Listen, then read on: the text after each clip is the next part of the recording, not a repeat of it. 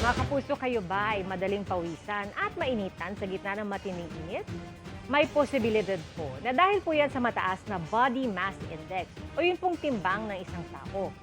Ang paliwanag ng eksperto, alamin sa pagtutok ni Katrina Son.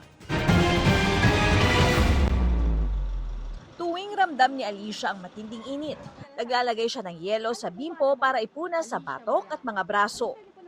Hirap daw siyang maglakad mula nang madagdagan ng timbang. 87 kilos na kasi siya.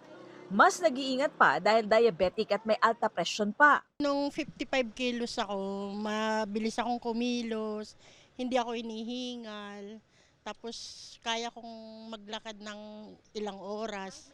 Opo, hindi ko nararamdaman yung init nun, pero ngayon parang kunting lakad mo lang, mga 5 minutes, hingal na ako, todo pawis na. Si Aileen Dumilaw na todo pawis at hingal kapag mainit. 80 kilos na ngayon. Sinusubukan daw niyang mabalik ang 46 kilos na timbang niya noong 2016. Medyo nahirapan akong kumilos yung pag masyadong mainit ang panahon, mabilisan na kilos, inom agad ng tubig para hindi hihingalin. Ayon sa isang eksperto, mas madaling ma-overheat o uminit ang katawan ng taong may sobrang timbang. Ang mataba, maraming what we call excess subcutaneous fat. Yung taba na yon, yung excess subcutaneous fat, it serves as an insulator. Siyempre, pag mas mataba ka, mas malaki ang iyong body mass index, yung tinatawag natin BMI. Kaya mas mataas ang ating heat production, ang paggawa ng init.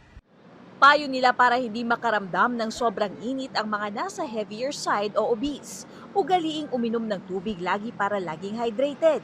Hinay-hinay rin sa pagkain. Pinag-iingat din ng mga nakakatanda at iyong naka-maintenance na gamot. Yung mga maintenance medications nila may work differently. Like for example, if you're during warmer weather, baka magkaroon ng effect yung mga gamot na iniinom nila because the tendency is our BP is much lower. Ayon sa Pag-asa, buong Mayo mararanasan ang matinding init ng panahon. Mas nakakaranas po ng mga heat index na matataas o yung umaabot po sa danger level. Mostly yung mga areas na po na yun, yung malapit po sa mga bodies of water and also yung mga areas po na highly urbanized, yung may marami na pong buildings. Katrina Son, Nakatutok, 24 Oras.